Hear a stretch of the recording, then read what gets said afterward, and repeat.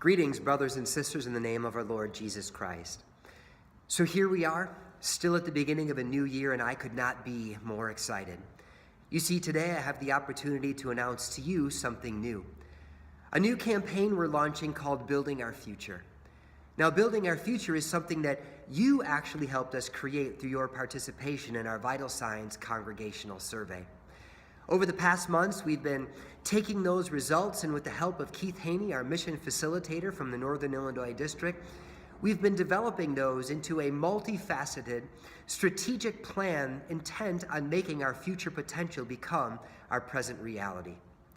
And so over the next few minutes, I'd like to share with you a few of the strategies that comprise Building Our Future. Now, one of the focuses of this coming year is going to be the smooth and successful launch of our Comfort Dog Ministry.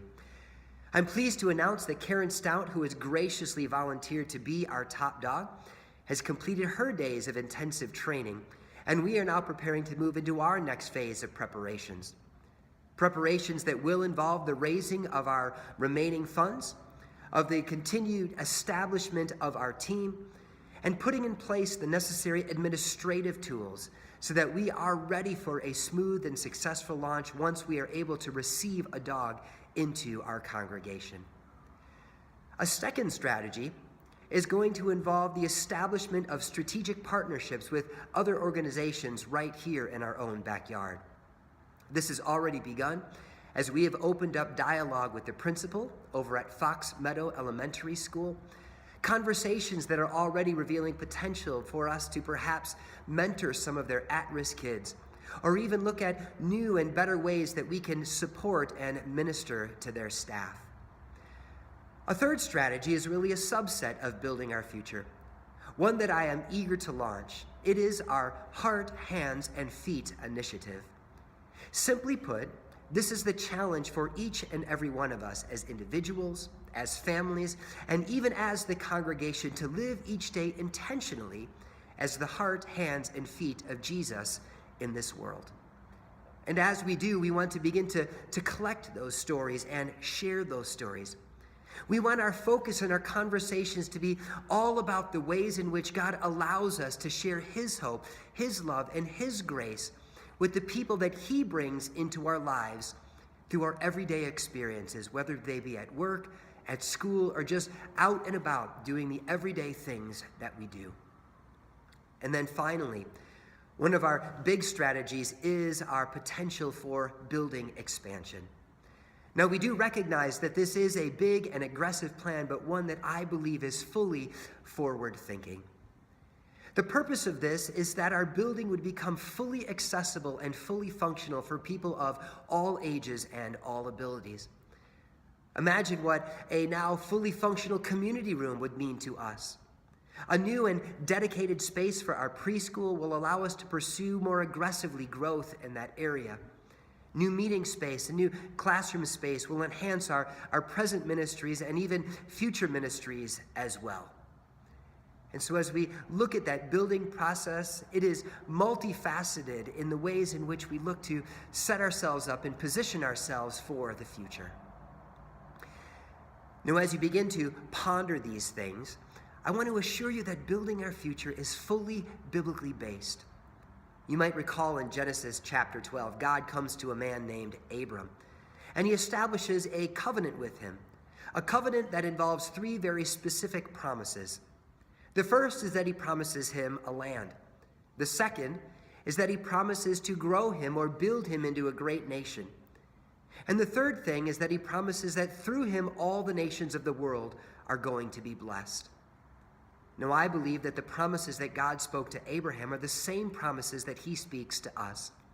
Promises that we can summarize in three words: land, growth, and purpose. Now, I think we'd all agree that God has already made good on His promise of land. I'm certainly reminded of that every time I look out the window in my office. But it also means that we should be thinking about and preparing for growth. And that's what Building Our Future is all about. It's about the expectation of what God is going to do in our midst and not waiting until it happens, but having those conversations and making those preparations for the growth that God promises to bring. And then finally, my friends, God has given us a purpose. We are blessed to be a blessing.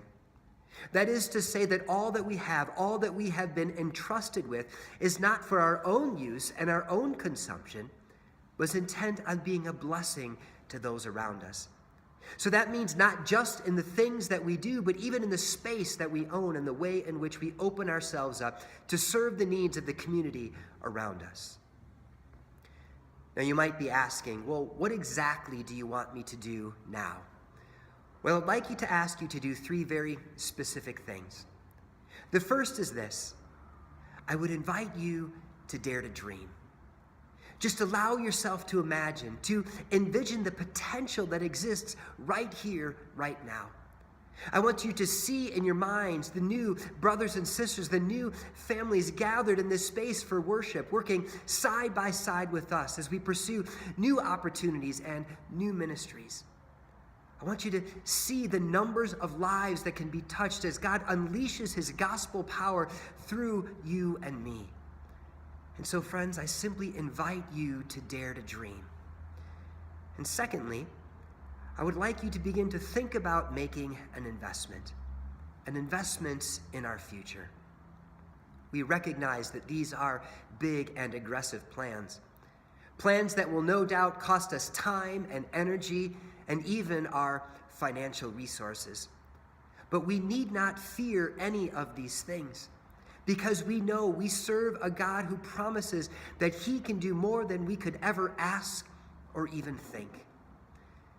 And so as you think about making an investment, I don't want you to think about perhaps even the monies that you might goes to pay for a dog or to make a mortgage payment, but that you are actually making an investment in our future, an investment in lives, an investment in family, an investment in the work of the ministry that we do here at King of Glory. And so as you ponder this, I would simply ask you, how much might you be willing to invest to make our future potential become our present reality? How much might you be willing to invest to see lives changed and transformed by the power of the gospel at work in this place? And then finally, friends, I would simply ask you to pray. I've often heard it said that prayer is not just a ministry, but it is the ministry. And I could not agree more. I believe that a church that prays passionately and diligently and fervently is a church that has a bright and a prosperous future. One that is unstoppable in anything that it sets out to do, because it knows it makes its appeal to a God of infinite resource who can do the impossible even when we might believe it to be possible in our own minds. And so I would invite you to join me as we make our appeal to God in prayer. And so as I bring this to a close, I hope you will join me in sharing in my excitement and in my enthusiasm as God sets us off on this most amazing journey towards building our future. My friends, God bless you all.